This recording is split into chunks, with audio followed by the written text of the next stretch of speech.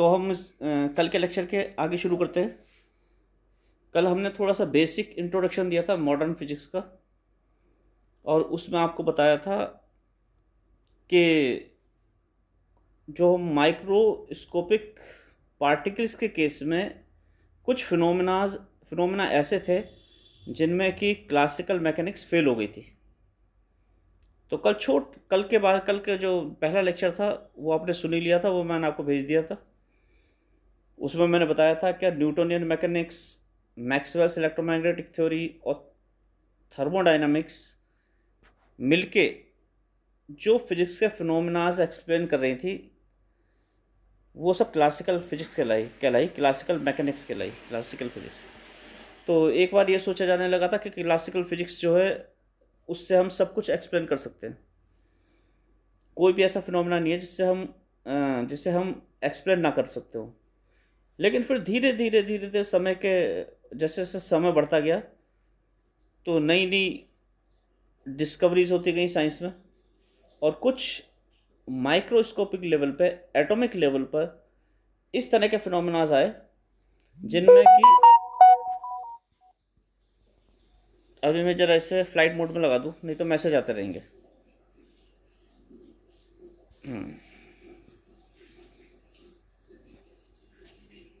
तो microscopic level पे कुछ इस तरह के फिनोमेना आए जैसे मैंने कल भी बताया था आपको। फोटो इलेक्ट्रिक इफेक्ट यानी प्रकाश वैद्युत प्रवाह, कॉम्पटन इफेक्ट, और ब्लैक बॉडी रेडिएशन के केस में जब अल्ट्रा वायलेट रेडिएशन निकलते हैं उससे, जिसे अल्ट्रा वायलेट कैटास्ट्रॉफ बोलते हैं, ultra violet catastrophe, line spectrum, और भी कुछ चीज़ें ऐसी थी एटॉमिक स्ट्रक्चर में जो एटॉमिक रेडिएशन निकल रहा था, एटॉमिक ट्रांजिशंस को एक्सप्लेन करने के लिए क्लासिकल मैकेनिक्स फेल होने लगी। तो उस केस तभी प्लैंक्स ने 1900 में प्लैंक्स क्वांटम हाइपोथेसिस दी थी, जिसके बारे में कल आपको सारा बताया जा चुका है। तो क्वांटम ने जो हाइपोथेसिस दी थी वो आपने कल देख ली थी, मैंने आपको बता दिया था। उसने बेसिकली क्या था, एन एच न्यू और एच न्यू। उसने कहा था कि एच न्यू एनर्जी के बंडल्स होंगे किसी भी क्या इलेक्ट्रोमैग्नेटिक वेव में। देखो यहाँ पे लिखा भी है कि photo electric effect, X rays, line spectra, ultraviolet catastrophe, radio activity, ये जो सब फिनोमेना डिस्कवर किए गए थे, इनका बेटर सॉल्यूशन नहीं मिल पा रहा था, इनका बेटर एक्सप्लेनेशन नहीं मिल पा रहा था। कुछ ना कुछ इनमें ऐसा था जो एक्सप्लेन नहीं हो पा रहा था। तो वो उसके लिए क्लासिकल मैकेनिक्स इनकम्प्लीट सी लगने लगी।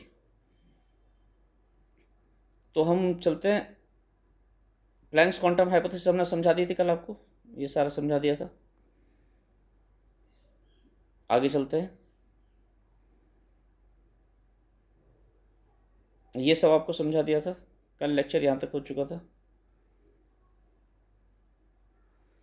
अब प्लैंक्स क्वांटम हाइपोथेसिस में प्लैंक्स ने हाइपोथेसिस क्या दी थी, उसने कहा था कि जो इलेक्ट्रोमैग्नेटिक वेव है वो एच न्यू के बंडल्स में है, उसमें एनर्जी, बंडल्स की एनर्जी क्या है, H new H new H new H new, ये प्लैंक्स ने दिया था, एच न्यू बंडल के होंगे। लेकिन आइंस्टाइन ने क्या किया, उसमें थोड़ा सा उसे और बेटर एक्सप्लेन किया।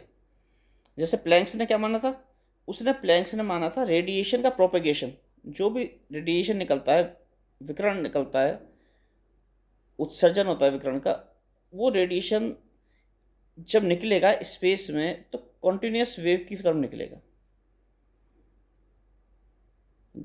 और उसने किसको सही माना था, इलेक्ट्रोमैग्नेटिक वेव थ्योरी को। उसने कहा था जो भी रेडिएशन निकलेगा वो कॉन्टिन्यूस वेव के फॉर्म में निकलेगा, ऑल्दो एनर्जी तो बंडल में है H new H new H new, लेकिन वो प्रोपेगेट कैसे होगा, वेव फॉर्म में होगा। आइंस्टाइन ने उसमें थोड़ा सा बेटर एक्सप्लेन किया उसे, और आइंस्टाइन ने कहा, हालांकि ये, अब मैं अपना वीडियो जरा हटा देता हूँ क्योंकि वीडियो बीच में आ रहा है। आइंस्टाइन ने उसे एक्सप्लेन किया, आइंस्टाइन ने थोड़ा सा बेटरमेंट दिया उसे और अच्छे तरह से एक्सप्लेन किया उस थ्योरी को ना। उसने कहा कि एनर्जी जो होगी किसी भी वेव में, वो जो होगी यूनिफॉर्मली डिस्ट्रीब्यूटेड नहीं होगी, बल्कि नॉन यूनिफॉर्म होगी, एच न्यू के बंडल्स में होगी, डिस्क्रीट क्वांटाज में होगी, H new H new H new.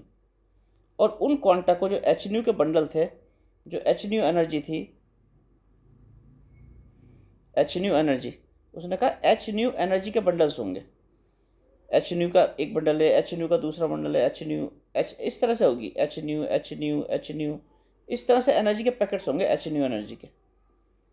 और वो प्रोपेगेट करेंगे किस वेलोसिटी से? सी वेलोसिटी से। तो ये भी आपका सिलेबस का ज़्यादा पार्ट नहीं है, इसे आप पढ़ लीजिएगा। और एक इम्पोर्टेंट उसने बात बताई आइंस्टाइन ने। आइंस्टाइन ने कहा ये जो इंटेंसिटी होगी किसी भी वेव की, वो एन टाइम्स एच न्यू होगी। What is n? N number of photons है।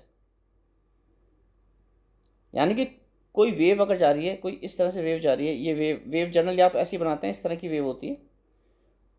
तो ये वेव है जो प्रोपेगेट कर रही है, इस वेव में जो एनर्जी होगी प्रोपेगेशन की, इस डायरेक्शन में प्रोपेगेट कर रही है वेव, तो उसमें जो उसकी एनर्जी होगी वो तो एच न्यू के बंडल्स होंगे, H new H new H new H new सब प्रोपेगेट करेंगे। लेकिन अगर उसकी इंटेंसिटी की बात करेंगे तो होगी एन टाइम्स एच न्यू, कि उस वेव में टोटल नंबर ऑफ फोटोन्स कितने हैं। एक फोटोन की एनर्जी कितनी है?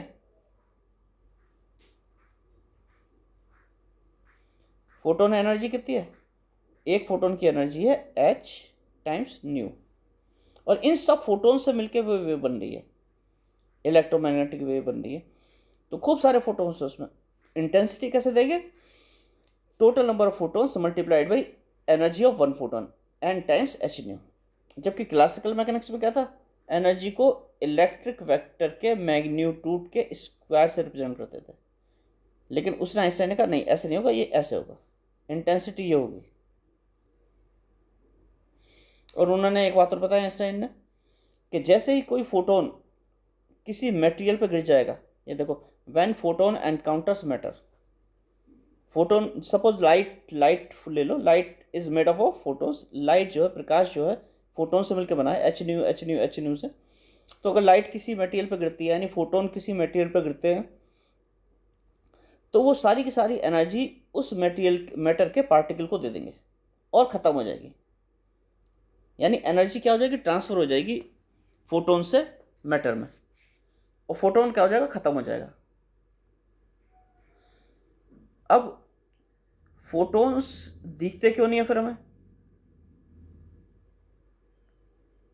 क्योंकि हमारी आईज या हमारे ऑप्टिकल सिस्टम जो फोटोन्स को देख सकते हैं वो इस कैपेबिलिटी के नहीं है कि हम उन्हें देखें। अगर इस कैपेबिलिटी के आप ऑप्टिकल इंस्ट्रूमेंट यूज़ करेंगे तो आपको फोटोन्स अलग अलग दिखेंगे। ये भी एक थोड़ा सा लंबा वो है डिस्कशन का पॉइंट, लेकिन यहाँ पे हम डिस्कशन नहीं करते इसे ना। अब आगे चलते हैं प्रॉपर्टीज ऑफ फोटोन पे। तो अभी आपको बताया जा चुका है कि फोटोन की एनर्जी क्या होती है? H new. The energy of one photon is H new. आपको पता है न्यू है लीनियर फ्रीक्वेंसी, लीनियर फ्रीक्वेंसी,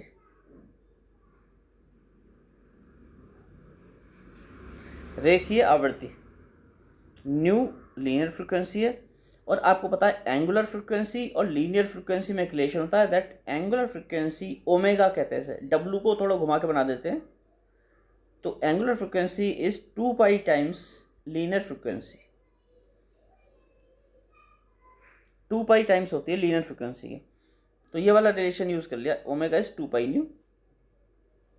और एक और हम कहते हैं एच क्रॉस या एच कट भी बोलते हैं बहुत सारे लोग, हम बोलते हैं एच क्रॉस या एच कट, और इसकी वैल्यू होती है h by 2 pi. Basically this is known as reduced Planck's constant. इसे हम रिड्यूस्ड प्लैंक्स कांस्टेंट कहते हैं, रिड्यूस्ड प्लैंक्स कांस्टेंट, ये रिड्यूस्ड प्लैंक्स कांस्टेंट कहलाता है एच क्रॉस। तो अगर यहाँ पे हम ऊपर 2 पाई से मल्टीप्लाई कर दें, इस इक्वेशन में 2 पाई से मल्टीप्लाई कर दें यहाँ पे राइट साइड में, और 2 पाई से डिवाइड कर दें, तो एच क्रॉस ओमेगा आ जाएगा यहाँ पे। तो ये एनर्जी ऑफ फोटोन हो गई, या तो एच न्यू लिख दो या एच क्रॉस ओमेगा लिख दो। वेलोसिटी, फोटॉन्स हमेशा सी वेलोसिटी से ट्रेवल करते हैं। फोटोन का मास की बात करें तो फोटोन का रेस्ट मास 0 होता है, यानी फोटॉन्स कभी भी रेस्ट पे नहीं होते, वो हमेशा सी वेलोसिटी से ही ट्रेवल करेंगे। तो फोटोन का रेस्ट मास क्या होता है? 0। जब भी हम किसी चीज़ का मास नापते हैं, यानी द्रव्यमान को नापते हैं, तो असली द्रव्यमान वही होता है जो हम उसके विराम अवस्था में नापते हैं। जैसे मैं कहूँ कि मेरा द्रव्यमान क्या है, तो मैं जब विराम अवस्था में होऊंगा, रेस्ट पे होऊंगा, तभी वो मेरा द्रव्यमान कहलाएगा। जैसे सपोज कोई है 60 किलोग्राम का है, तो उसका द्रव्यमान क्या हो गया? 60 kg। लेकिन कब? जब वो रेस्ट पे होगा, रेस्ट वाला बन जाएगा। इसलिए मास का मतलब रेस्ट मास होता है, अगर जनरली कभी स्पेसिफाई नहीं किया है कहीं तो फोटॉन्स का रेस्ट मास क्या होता है? 0। क्योंकि वो हमेशा सी वेलोसिटी से चलते हैं। और उनका फिर मूविंग मास क्या हो जाएगा?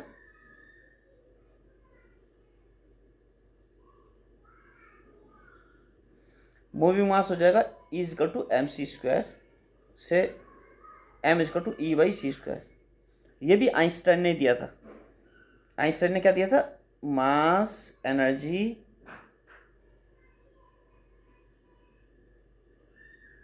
इक्विवेलेंस।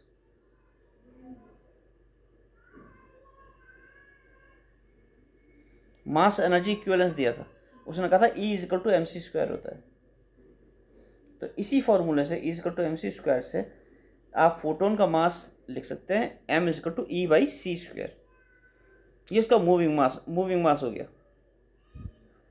और E पता है आपको, h न्यू होती है, तो यहाँ पे E की वैल्यू रख दी m=E/c², और E की वैल्यू रख दी क्या? h new. तो h new divided by c² हो गया। और आपको और भी पता है, न्यू और ओमेगा में रिलेशन पता है। आपको पता है ओमेगा =2 न्यू, और h क्रॉस h/2 इसे h क्रॉस कहते हैं, h/2 को। तो ये कन्वर्जन कर लो, यहाँ से न्यू की वैल्यू और यहाँ से h की वैल्यू, इन दोनों इक्वेशन से निकाल के इस पूरे में रख दो, तो आपका आ जाएगा ये m=h×ω डिवाइडेड बाई c²। वैसे भी अब आपको ज़्यादा याद रखने की जरूरत नहीं है, ऊपर दिखाया जा चुका कि h न्यू और या कहो या h×ω कहो, एक ही बात है, क्योंकि h न्यू = h×ω होता है। इसका मोमेंटम कितना होगा? मोमेंटम होता है मास इंटू वेलोसिटी।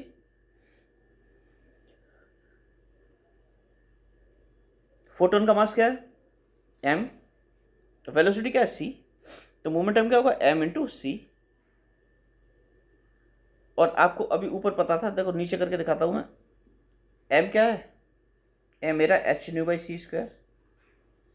तो m की ये वैल्यू यहाँ पे रख दो, h/c²। तो p=h/c हो जाएगा। लीनियर मोमेंटम हो जाएगा h new divided by c। और आपको पता है h न्यू कहो या h×ω कहो, सेम है। तो h न्यू हो जाएगा h×ω, यानी h×ω डिवाइडेड बाई c। अब यहाँ पे k लिया है, एक k इंट्रोड्यूस कर दिया है यहाँ पे ना, नई चीज। तो k होता है वेव नंबर, या वेक्टर फॉर्म में होगा तो wave vector, wave vector k। और इसकी वैल्यू अगर देखेंगे तो होते 2π/λ, 2π/λ। तो 2π/λ कैसा है? यहाँ पे यहाँ h×k लगा दिया, यानी कि ω/c की वैल्यू क्या होगी? 2π/λ आनी चाहिए इसका। तो रख के भी देख सकते हैं आप यहाँ पे। ओमेगा की वैल्यू क्या है? सॉरी, मैं दोबारा लिख देता हूँ, इसे इरेज कर देते हैं इसे।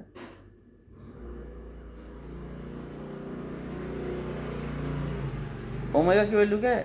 ओमेगा की वैल्यू 2π न्यू, रख दो यहाँ पे 2π new.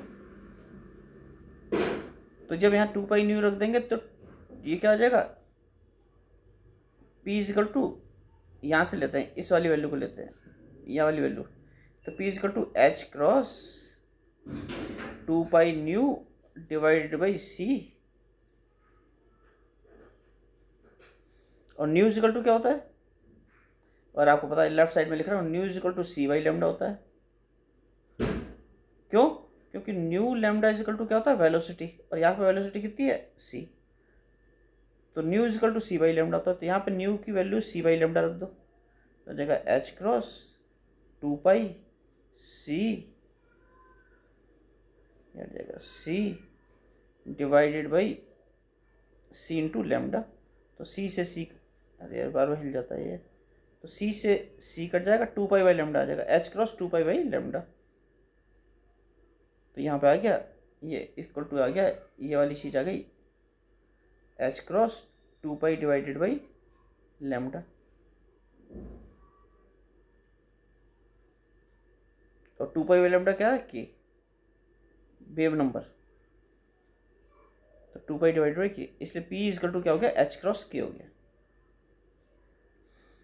Angular momentum generally, angular momentum क्या करते हैं, स्पिन को ये समझ लो कि अभी ज़्यादा इसके डिटेल में जाने की जरूरत नहीं है, आपने शायद पढ़ा भी होगा कहीं, एंगुलर मोमेंटम को स्पिन इसकी 1 यूनिट होती है, फोटोन की स्पिन क्या होती है 1 यूनिट। आपने पढ़ा होगा फर्मियंस और बोसोन्स, तो बोसोन्स की कैटेगरी में आएगा, जिनकी फर्मियंस में क्या होता है हाफ इंटीग्रल मल्टीपल, और बोसोन्स में इंटीग्रल मल्टीपल होते हैं, तो इसकी स्पिन क्या होती है 1 यूनिट होती है, और इसे ऐसे लिखते हैं s equal to 1 h cross 1 into h cross, यही इसका एंगुलर मोमेंटम भी कहलाता है। जनरली हम एंगुलर मोमेंटम को स्पिन की तरह रिप्रेजेंट कर देते हैं, in fact j is equal to l plus s होता है वैसे तो टोटल एंगुलर मोमेंटम, ये स्पिन एंगुलर मोमेंटम हो गया, या ऑर्बिटल एंगुलर मोमेंटम हो गया, तो कंडीशन पर डिपेंड करता है आप किस तरह से ले रहे हैं। तो यहाँ पे हमने एंगुलर मोमेंटम क्या मान लिया, एस 1 एच क्रॉस स्पिन के बराबर मान लिया, ये भी आप याद रख लीजिए, या स्पिन कह दीजिए कि फोटोन की स्पिन क्या होती है 1 यूनिट होती है, और कितनी होती है 1 एच क्रॉस होती है। इलेक्ट्रिकल नेचर फोटोन की, फोटोन्स जो होते हैं इलेक्ट्रिकली न्यूट्रल होते हैं, जब इलेक्ट्रिकली न्यूट्रल होंगे तो इलेक्ट्रिक और मैग्नेटिक फील्ड से क्या होंगे, इन्फ्लुएंस नहीं होंगे, they cannot be influenced by external electric and magnetic fields, इसीलिए ये मैटर को आयोनाइज भी नहीं कर पाएंगे, तो न्यूट्रल होते हैं ये, इलेक्ट्रिकली न्यूट्रल। अपने नेक्स्ट टॉपिक पर आते हैं, फोटो इलेक्ट्रिक इफेक्ट यानी प्रकाश वैद्युत प्रभाव। तो प्रकाश वैद्युत प्रभाव क्या होता है,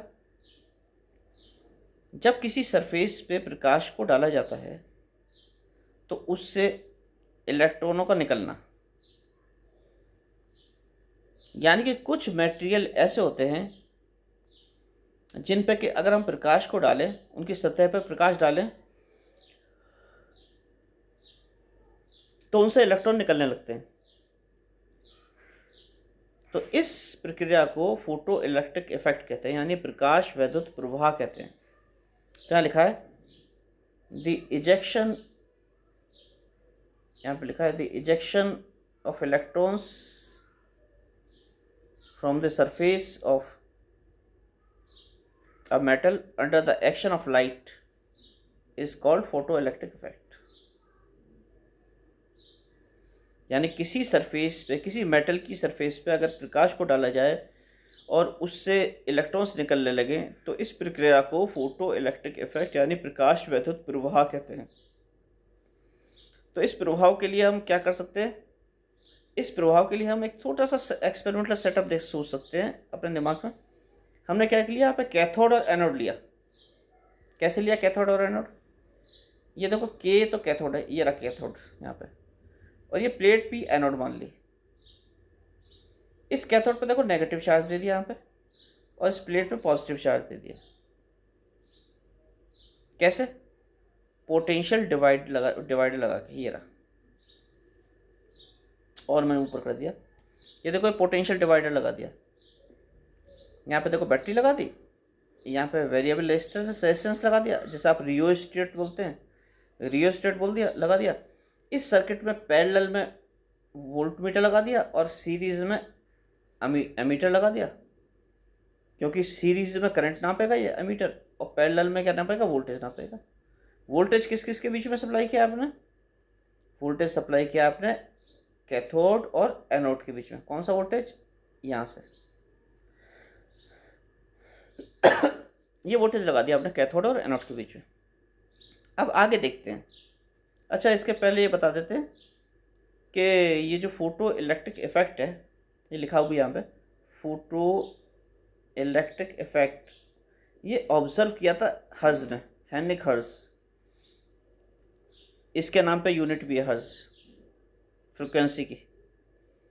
तो हेनरिक हर्ज ने 1887 में किया था और इसकी डिटेल स्टडी की थी इसके स्टूडेंट ने, जिसका नाम था फिलिप लेनार्ड, जो हर्ज का स्टूडेंट था। और लेनार्ड को 1905 में नोबेल प्राइज़ मिला था कैथोड रे पे काम करने के लिए। तो अभी तक आपके इस 3 नोबेल प्राइज़ आ चुके हैं अभी तक आपके पास। एक आ चुके हैं किसका, 1918 में किसका, मैक्स प्लैंक्स का, और 1905 में लेनार्ड का, फिलिप लेनार्ड। और इसी फोटो इलेक्ट्रिक इफेक्ट को एक्सप्लेन करने के लिए 1921 में मिला था किसे, आइंस्टाइन को। तो 3 नोबेल प्राइज़ के बारे में बता चुके हैं, आगे भी हम बताते रहेंगे। तो ये सब आपको चित्र दिख रहा है। इस चित्र में क्या है, ये मैं आपको दोबारा बताऊँ तो कैथोड और एनोड है।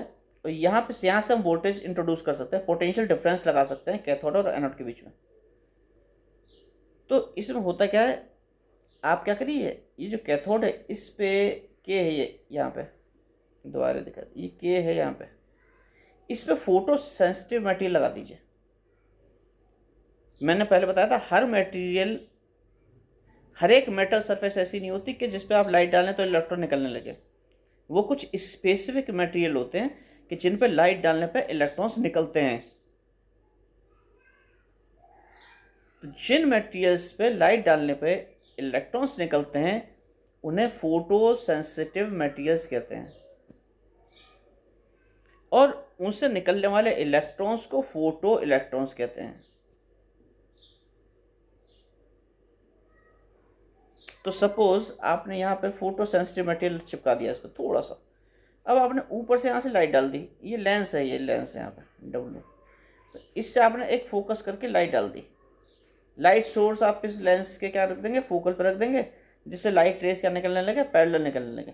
तो लाइट डाल देंगे इस पर। जब इस मेटल पे लाइट पड़ेगी, और ये क्या था, फोटो सेंसिटिव मटेरियल था, तब इससे इलेक्ट्रॉन निकलेंगे।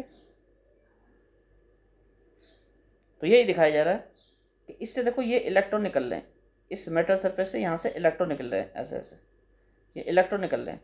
ये और ये इधर क्यों मूव कर रहे हैं इलेक्ट्रॉन, क्योंकि यहाँ पे आपने पॉजिटिव चार्ज लगा दिया है। इलेक्ट्रॉन नेगेटिव चार्ज के होते हैं, ऋणात्मक आवेश होता है इलेक्ट्रॉन्स पे, इसलिए वो धनात्मक आवेश वाली प्लेट की तरफ मूव करेंगे। इसमें एक खास बात है थोड़ी सी, ये सपोज आप पॉजिटिव चार्ज को ऐसे हटा दो, जीरो कर दो, यहाँ पे जीरो कर दो नेगेटिव, यानी आपने इन प्लेट्स के बीच में कोई पॉजिटिव कोई नेगेटिव नहीं लगाया, और आपने यहाँ से लाइट डाल दी ऊपर से, तब भी कुछ इलेक्ट्रॉन यहाँ पहुँच जाएंगे। क्यों, क्योंकि ऊपर से जो लाइट आ रही है, अगर उसकी सफिशिएंट फ्रिक्वेंसी है तो क्या होगा, उसमें से इतनी ज़्यादा एनर्जी के इलेक्ट्रॉन निकलेंगे कि वो इलेक्ट्रॉन अपनी ही एनर्जी से कहाँ पहुँच जाएंगे, प्लेट पी तक पहुँच जाएंगे। ये भी आगे डिटेल में डिस्कस करेंगे। तो अगर इलेक्ट्रॉन प्लेट पी पे पहुँच जाते हैं तो क्या होगा, ये प्लेट पी से यहाँ आ जाएगा, यहाँ से बैटरी के थ्रू होता हुआ या सर्किट में फ्लो करेगा पूरा, तो करंट फ्लो करने लगेगा सर्किट में। तो इस तरह से इलेक्ट्रॉन्स का फ्लो शुरू हो जाएगा।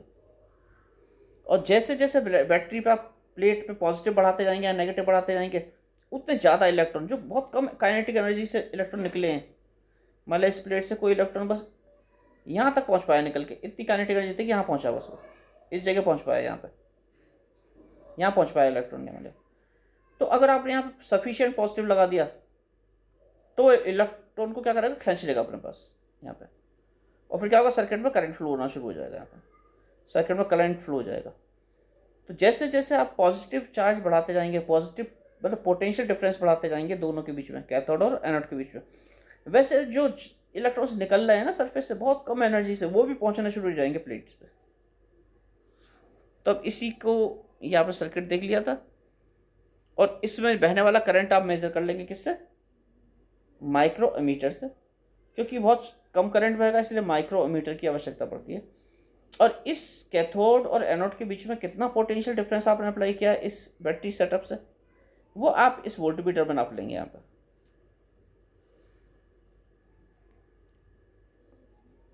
तो अब थोड़े से फिगर देख लेते हैं।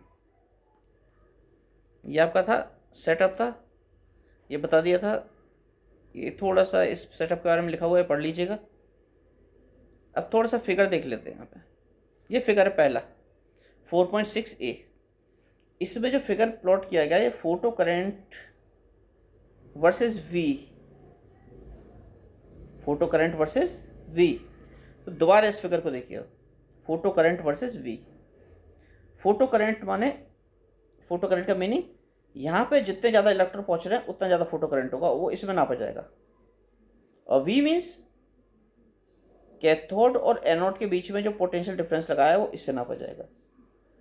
तो फोटो करंट तो इससे नापा जा रहा है, पीसी, मैंने फोटो करंट को लिख दिया पीसी।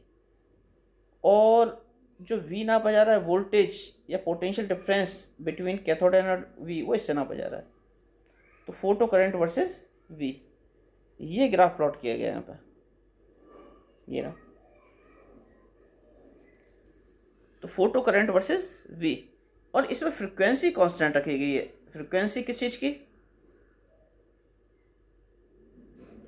फ्रिक्वेंसी लाइट की, जो लाइट ऊपर से आ रही है। ये जो लाइट ऊपर से आ रही है इसकी कोई फ्रिक्वेंसी थी न्यू, लाइट आ रही है ना ऐसे ऊपर से, सपोज इसमें न्यू फ्रिक्वेंसी के फोटॉन्स थे और वो सक्षम है इलेक्ट्रॉन्स को निकालने के लिए। तो वो न्यू क्या कर दिया, फिक्स कर दिया। यानी लाइट ऐसा नहीं है कभी एक वेवलेंथ की डाल रहे हैं, कभी दूसरी वेवलेंथ की डाल रहे हैं, कभी तीसरी वेवलेंथ की डाल रहे हैं, लाइट सेम वेवलेंथ की है।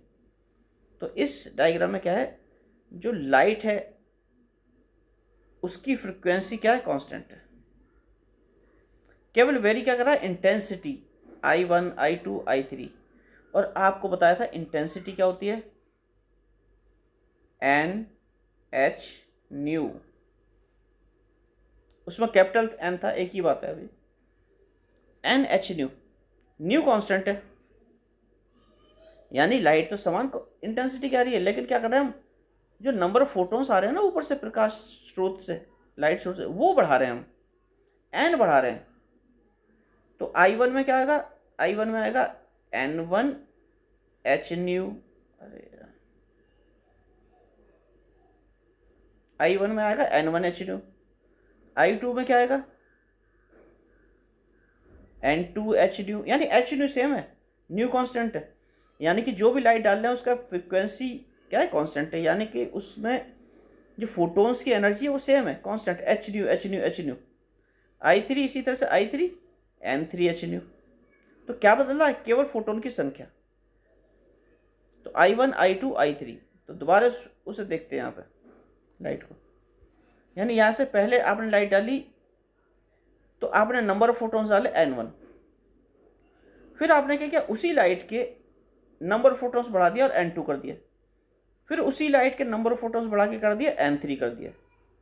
तो आप नंबर ऑफ फोटोन्स बढ़ा रहे हैं, लाइट सेम है, N1 N2 N3, यानी I1 I2 I3। तो किस तरह का ग्राफ आ रहा है, देखो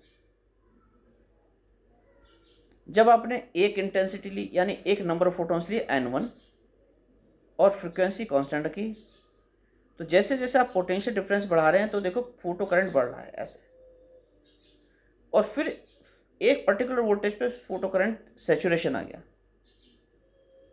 यानी किस तरह का ग्राफ आया, अगर आप ढंग से देखें तो आपका ग्राफ ऐसे आया, ये था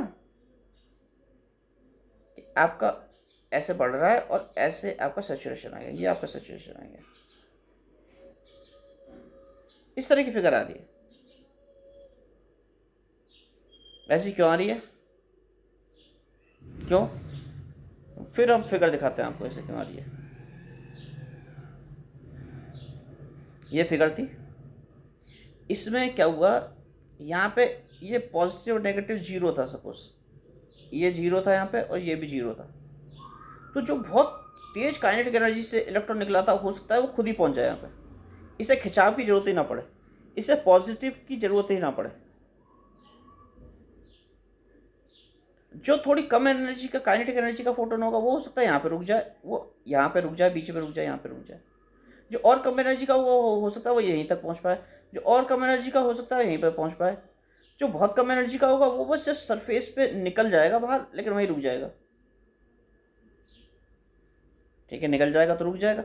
लेकिन क्या होगा, जैसे जैसे आप पॉजिटिव बढ़ाएंगे तो जो इलेक्ट्रॉन यहाँ पे रुक गया था, इस जगह यहाँ पे भी रुक गया था, वो इस पॉजिटिव से अगर इतना पॉजिटिव सफिशिएंट है, थोड़ा सा बढ़ाया तो हो सकता है वो यहाँ की जगह यहाँ रुके, आगे रुके, थोड़ा सा और खिंच जाए। फिर आपने पॉजिटिव और बढ़ा दिया इस पर, तो हो सकता है वो यहाँ की जगह यहाँ पे रुके, यहाँ तक पहुँच जाए। आपने और बढ़ा दिया तो हो सकता है कि वो यहीं तक पहुँच जाए। तो क्या होगा, इसका मतलब जैसे जैसे आप पोटेंशियल डिफरेंस बढ़ाते जा रहे हैं, ये पॉजिटिव बढ़ाते जा रहे हैं, ऐसे बढ़ा रहे हैं आप इसे, तो वैसे वैसे बहुत कम काइनेटिक एनर्जी वाले, पहले कम था तो यहाँ जो इलेक्ट्रॉन रुक गया था वो यहाँ पहुँच जाएगा, फिर और बढ़ा दिया तो जो यहाँ रुक गया था वो भी पहुँच जाएगा, फिर जो और बढ़ा दिया तो यहाँ जो रुक गया था वो भी यहाँ पहुँच जाएगा, फिर और बढ़ाने पे यहाँ वाला रुका हुआ वाली पहुँच जाएगा, और बढ़ाने पे यहाँ वाला ही पहुँच जाएगा, और बढ़ा दोगे तो जो सरफेस पे जस्ट निकले हैं वो भी पहुँच जाएंगे। तो जैसे जैसे आप ये पॉजिटिव बढ़ाएंगे वैसे वैसे नंबर ऑफ इलेक्ट्रॉन्स यहाँ सर्किट में प्लेट पी पे पहुँचने बढ़ते जाएंगे। इसका मतलब क्या होगा, करंट बढ़ता जाएगा, क्योंकि नंबर ऑफ इलेक्ट्रॉन्स बढ़ रहे हैं, इसका मतलब यहाँ पे करंट बढ़ता जाएगा, यहाँ पे नंबर ऑफ इलेक्ट्रॉन्स बढ़ते जा रहे हैं जैसे जैसे आप पॉजिटिव बढ़ा रहे हैं। लेकिन एक पॉजिटिव पोटेंशियल की वैल्यू ऐसी आएगी जिसमें जितने भी इलेक्ट्रॉन निकल रहे हैं वो सारे के सारे पहुँच ही जाएंगे यहाँ पे, और उसके बाद कोई चांसेस ही नहीं है, जितने निकल रहे हैं सब पहुँच गए। उसके बाद आप पॉजिटिव को कितना ही बढ़ाते जाइए यहाँ पर, मतलब कितनी वैल्यू बढ़ाते जाइए, वो तो पहुँच ही गए थे ना सारे के सारे, तो उससे ज़्यादा करंट नहीं बढ़ेगा, वो सैचुरेशन लेवल आएगा कि जितने भी इलेक्ट्रॉन निकल रहे हैं एक पॉजिटिव वैल्यू के लिए वो वहाँ पहुँच चुके हैं ऑलरेडी या पहुँच रहे हैं, उससे ज़्यादा आप कितने ही बढ़ाते जाओ वो तो पहुँच ही गए सारे के सारे। इसलिए इस फिगर में जैसे जैसे आप वी बढ़ा रहे हैं यहाँ पे, तो एक वैल्यू वी की ऐसी आ रही है यहाँ पे, ये वी की जो वैल्यू है, इस वैल्यू पे सारे के सारे इलेक्ट्रॉन जो निकल रहे थे फोटो सेंसिटिव मटेरियल से यानी कैथोड के से, वो सारे के सारे प्लेट पे पहुंच गए हैं। इसलिए यहाँ से करंट सैचुरेशन होना शुरू हो गया, चाहे वी आप कितना ही बढ़ाते जाइए। तो ये तो मैंने एक फिगर की बात बताई थी। अब ये I2 है, ये I3 है, ये इंटेंसिटीज़ है, आप इंटेंसिटीज़ बढ़ा रहे हैं। अब इंटेंसिटीज़ को भी समझ लेते हैं कैसे बढ़ रही है। देखो यहाँ पे सपोज आपने केवल 2 फोटोन डाले, तो यहाँ से केवल 2 इलेक्ट्रॉन निकलेंगे, 2 इलेक्ट्रॉन ही पहुँच सकते हैं। फिर यहाँ पे अगर 2 निकले मैक्सिमम, तो यहाँ 2 इलेक्ट्रॉन के करस्पॉन्डिंग करंट बहेगा। अब आपने सपोज यहाँ पे 3 फोटोन डाल दिए, तो हो सकता है यहाँ पे 3 की जगह 3 फोटोन निकल जाए, तो 3 यहाँ पहुँच जाए। जब 3 पहुँचेंगे तो यहाँ पे जो करंट बहेगा वो 3 फोटोन का बहेगा और 3 इलेक्ट्रॉन का बहेगा। और ऐसे यहाँ पे जैसे जैसे फोटोन आप बढ़ाते जाएंगे वैसे वैसे इलेक्ट्रॉन्स की संख्या बढ़ती जाएगी जो प्लेट पी पे पहुँच रहे हैं, और वैसे ही वैसे यहाँ पे करंट बढ़ता जाएगा। तो नंबर ऑफ फोटोन्स जो लाइट के डाले जा रहे हैं उनकी संख्या बढ़ने के साथ साथ नंबर ऑफ इलेक्ट्रॉन्स की संख्या बढ़ेगी, और उसी हिसाब से सर्किट में करंट बढ़ेगा। इसीलिए यहाँ पे इंटेंसिटी बढ़ने के साथ साथ देखो करंट की वैल्यू बढ़ रही है। I1 इंटेंसिटी कम थी, I2 ज़्यादा हो गई, तो देखो करंट पहले यहाँ ये था, अब कहाँ हो गया, यही हो गया, तो करंट की वैल्यू ज़्यादा हो गई। I1 के करस्पॉन्डिंग करंट ये था, I2 के करस्पॉन्डिंग ये हो गया। I1 के करस्पॉन्डिंग सैचुरेशन करंट ये था, I2 के करस्पॉन्डिंग सैचुरेशन करंट ये हो गया। फिर और इंटेंसिटी बढ़ा दोगे तो I3 के करस्पॉन्डिंग सैचुरेशन करंट ये हो गया। तो करंट बढ़ता जाएगा, जैसे जैसे नंबर ऑफ फोटॉन्स बढ़ेंगे वैसे ही वैसे नंबर ऑफ इलेक्ट्रॉन्स निकलने बढ़ते जाएंगे, वैसे वैसे करंट बढ़ता जाएगा। एक दूसरा भी ग्राफ प्लॉट कर रखा है यहाँ पर। यहाँ पे न्यू कांस्टेंट दिखा रखा है और वी भी कांस्टेंट दिखा रखा है। न्यू माने frequency, E is equal to h nu, nu constant, और वी भी कांस्टेंट। तो किस किस चीज़ में ग्राफ प्लॉट कर रखा है, इंटेंसिटी और फोटो करंट में।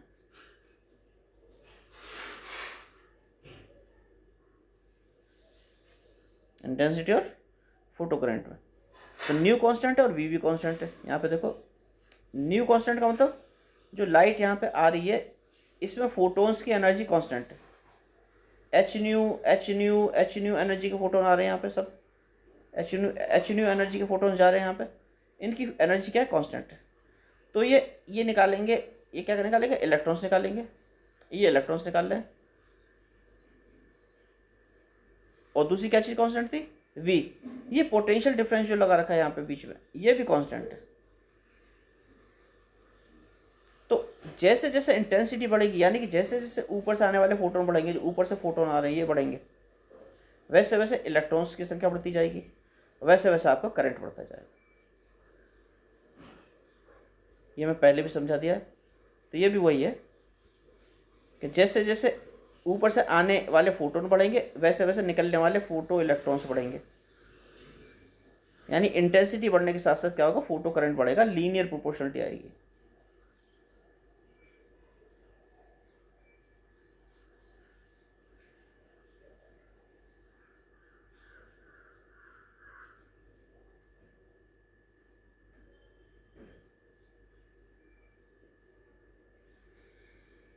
ये सब इतना ज़्यादा डिटेल में जाने की ज़रूरत नहीं है, क्योंकि मैंने काफ़ी सारे डिटेल में यहाँ पे आपको कंटेंट भेज दिया है।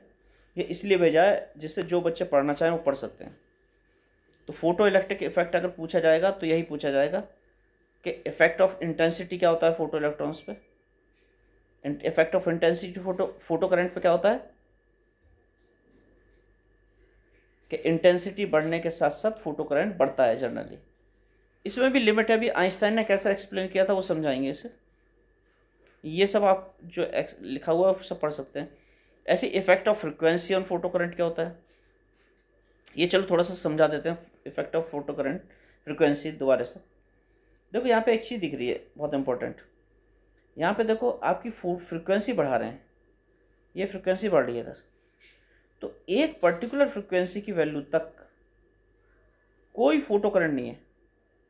इस जो वैल्यू है फ्रिक्वेंसी की यहाँ पे, इसमें फोटो करंट क्या है, जीरो। आई क्या है, जीरो है यहाँ पे, कहाँ पर, यहाँ पे। और फ्रिक्वेंसी की जब उससे ज़्यादा वैल्यू हो जाती है तब आई क्या होता है, बढ़ जाता है।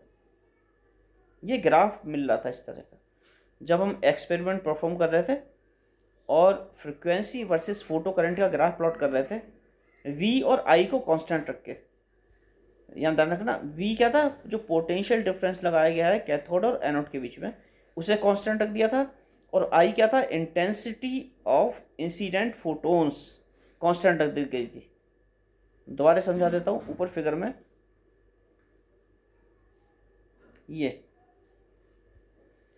ये यहाँ पे पोटेंशियल डिफरेंस जो लगाया गया है, यहाँ पे ये वी कांस्टेंट कर दिया गया है।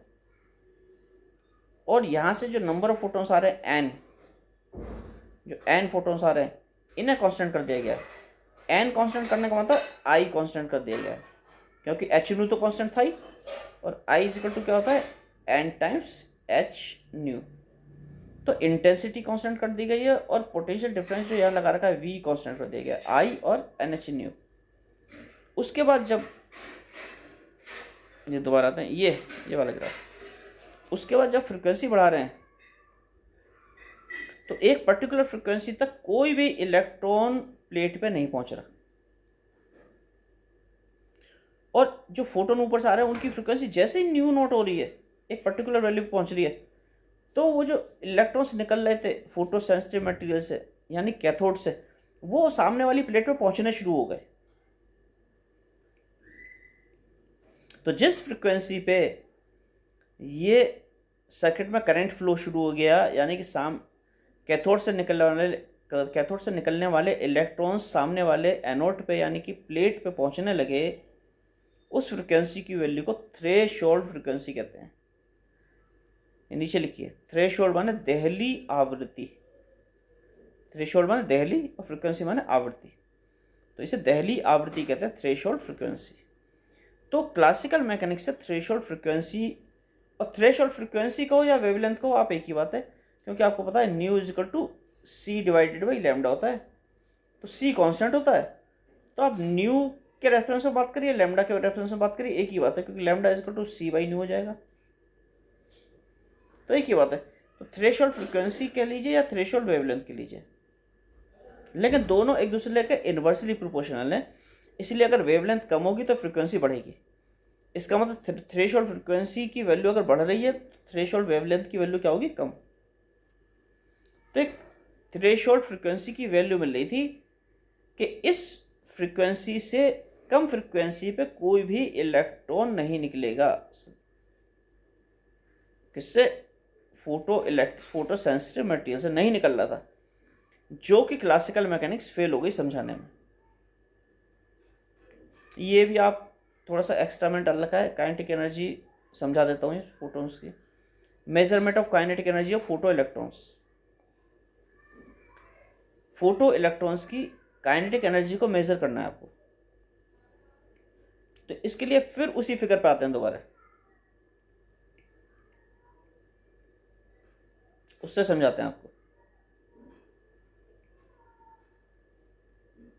इस फिगर पे अब क्या हुआ, मैंने यहाँ से लाइट डाल रहा था, मैं यहाँ से लाइट डाल रहा था, ये लाइट डाल रहा था, और यहाँ से इलेक्ट्रॉन्स निकल रहे थे। तो इलेक्ट्रॉन्स में यहाँ पे पॉजिटिव मैंने जीरो कर दिया, इसे जीरो कर दिया सपोज, और इसे भी जीरो कर दिया इलेक्ट्रॉन। तो मतलब कोई पोटेंशियल डिफरेंस नहीं लगाया, इसे हटा दिया सपोज मैंने, ये हटा दिया। तो तब भी क्या हो रहा था, यहाँ से कुछ इलेक्ट्रॉन्स निकल रहे थे कैसे, ये जो इलेक्ट्रॉन निकल रहे हैं यहाँ पे, इनमें कुछ की काइनेटिक एनर्जी इतनी ज़्यादा थी कि बिना किसी पॉजिटिव के अट्रैक्शन के यहाँ पहुँच गए थे प्लेट पे। यानी कुछ इलेक्ट्रॉन्स इससे हटाने के बाद भी, पोटेंशियल डिफरेंस को हटाने के बाद भी, पॉजिटिव और नेगेटिव हटाने के बाद भी, कुछ इलेक्ट्रॉन्स अपनी ही काइनेटिक एनर्जी से, इतनी काइनेटिक एनर्जी से निकल रहे थे कि यहाँ पहुँच रहे थे। तो जब यहाँ पहुँचेंगे तो सर्किट में करंट बहना शुरू हो जाएगा। तो माइक्रोमीटर में कुछ ना कुछ करंट आएगा। तो अब क्या किया जाए, इन इलेक्ट्रॉन्स को कैसे रोका जाए? तो आपने क्या किया, आप क्या करिए, यहां पे पॉजिटिव की जगह क्यों ना हम नेगेटिव लगा दें थोड़ा सा।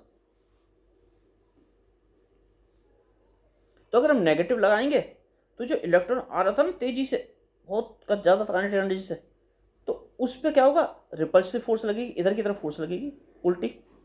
यानी कि नेगेटिव जो होगा ये इलेक्ट्रॉन को इधर को धक्का देगा, इधर पहुंचने से रोकेगा। तो आपने सपोज क्या किया, आपने बहुत छोटा सा एक नेगेटिव यहाँ पे लगा दिया पोटेंशियल। तो जो इलेक्ट्रॉन जस्ट यहाँ पहुँच के रुक रहा था, यहाँ पे जस्ट पहुँच पा रहा था, यानी करंट का सर्किट में करंट बहा रहा था, वो इलेक्ट्रॉन इस नेगेटिव से थोड़ा पहले रुक जाएगा।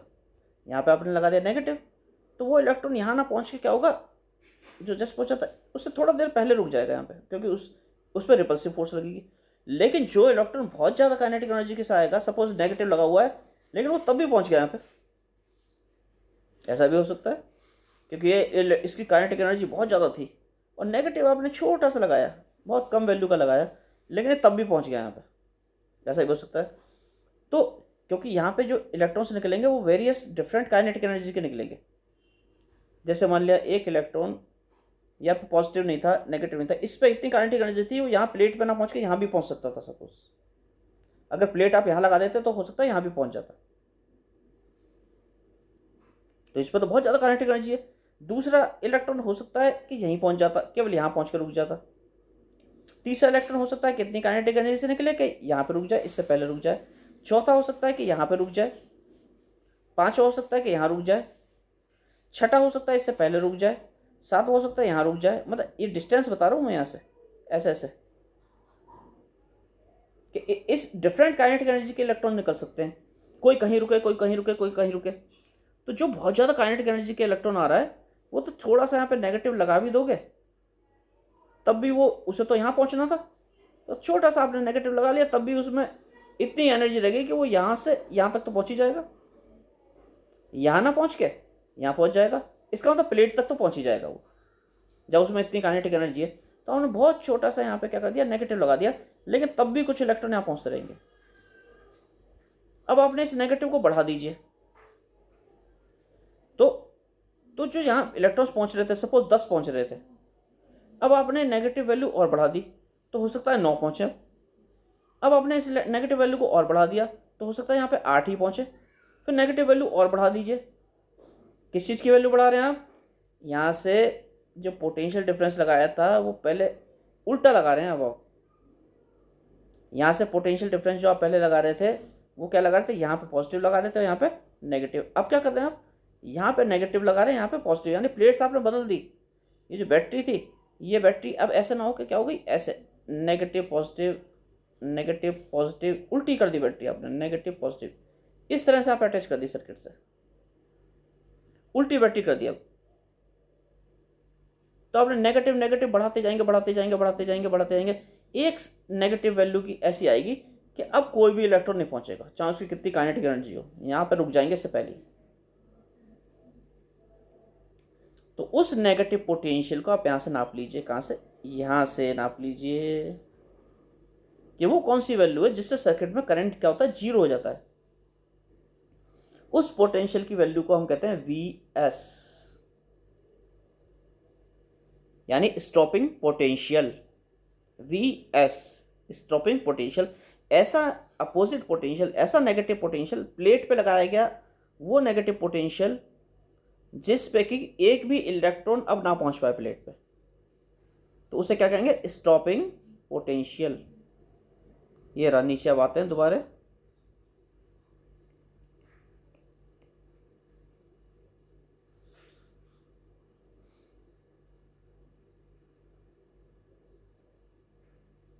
ये रहा देखो नेगेटिव, ये रहा नेगेटिव पोटेंशियल, नेगेटिव वैल्यू है Vs की।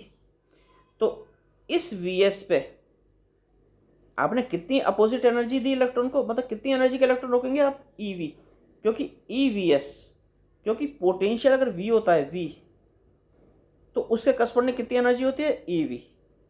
E इलेक्ट्रॉनिक चार्ज होता है, E into V electron volt energy होती है। किसी भी वोल्टेज यानी पोटेंशियल डिफरेंस V के करस्पॉन्डिंग एनर्जी कितनी होती है, EV। आपने पढ़ा होगा किसी चार्ज को अगर किसी पोटेंशियल डिफरेंस V से एक्सेलरेट करें तो उसकी एनर्जी क्या हो जाएगी, QV। कितनी एनर्जी हो जाएगी, QV।